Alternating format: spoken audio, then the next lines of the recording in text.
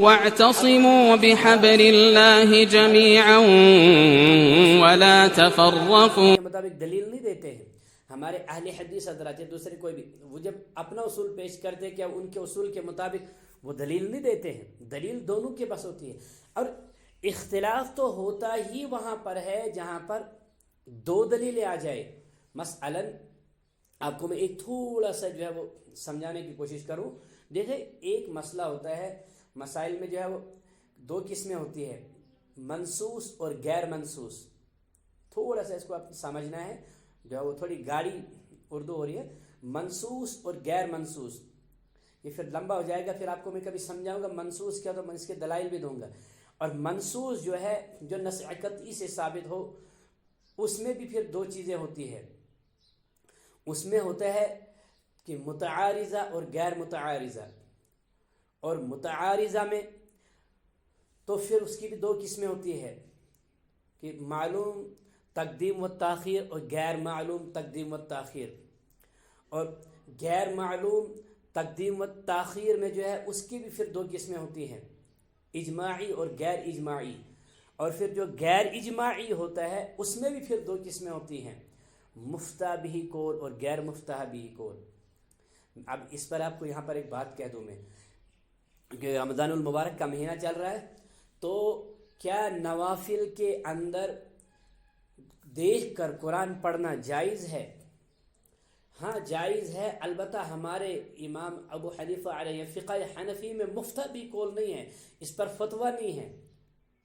جائز تو ہے مگر فتویٰ نہیں ہے، ہم نہیں پڑھ سکتے ہیں. دوسری مثال دوں، کیا مسجد کے اندر جماعت ثانی کی جا سکتی ہے؟ بالکل جائز ہے، مگر مفتہ بھی قول ہمارے یہاں نہیں ہے. کیوں نہیں ہے؟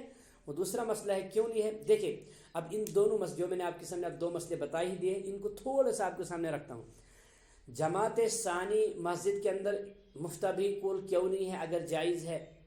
مفتہ بھی قول اس لیے نہیں ہے، اگر جماعت ثانی کی اجازت دے دی جائے گی تو کوئی تھوڑا سا بھی امام صاحب سے اختلاف شروع کر دے تو وہ پھر دوسری جماعت شروع کر دے گا، یا پھر کسی کو تھوڑا سا ادھر ادھر مسئلہ ہو جائے، وہ سمجھے گا چل اب کیا ہے یار پڑھ لیتے ہیں، بعد میں چلے جاتے ہیں، چار آدمی دوبارہ دوسری جماعت کر لیتے ہیں، تو پہلی جماعت کی ایک وقعت ختم ہو جائے گی.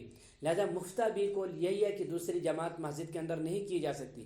ہاں کوئی مسافر آیا تو اس کے لیے تو بالکل مسئلہ، تو اس نے تو جان بوجھ کر نہیں چھوڑی، یا کوئی دیر سے آیا جماعت کہیں سے آ مسافر تھے، یا کوئی جب 10-15-20 آدمی آئے اور وہ مسجد میں پہنچے، وہ جماعت ہو چکی ہے، انہوں نے دوسری جماعت کی، ان کے لیے کوئی مسئلہ نہیں ہے. ہاں گاؤں کے لوگوں کو وہاں پر خواہ کی دوسری جماعت کرنا یہ جائز نہیں ہے، یعنی اس پر مسئلہ فتویٰ نہیں ہے. جائز تو ہے، فتویٰ نہیں ہے. اب رہا مسئلہ قرآن دیکھ کر پڑھنا نوافل کے اندر جائز ہے، پھر فتویٰ اس پر کیوں نہیں ہے؟ فتویٰ اسی لیے نہیں ہے کہ اگر اس پر فتویٰ دے دیا جاتا تو پھر لوگوں کے سامنے حفظ قرآن کی وقعت ختم ہو جائے گی. چلو یار دیکھ کر پڑھنا جائز ہے تو ہم پڑھنا شروع کر دیں گے، اب پھر حفظ کرنا کیا ضروری ہے؟ پھر اس کی وقعت جیسے وہاں پہلی جماعت اولیٰ کی وقعت ختم ہو جائے گی، اس طرح یہاں پر حفظ قرآن کی وقعت ختم ہو جائے گی. لہذا مفتہ بھی قول یہ ہے کہ دیکھ کر قرآن نہ پڑھا جائے.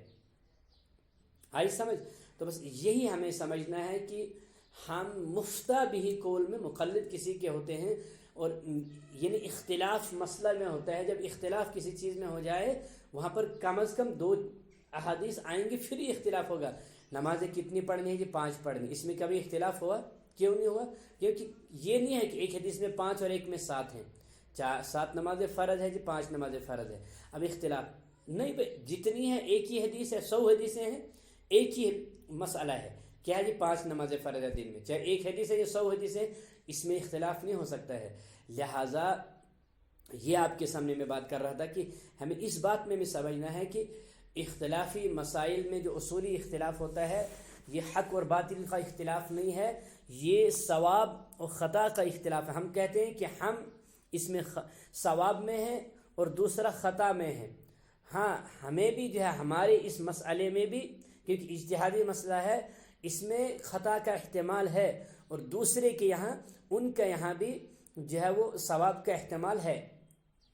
صرف ہمارے یہاں اتنا ہے کہ مستحبات کا ہم یہی فرق ہے.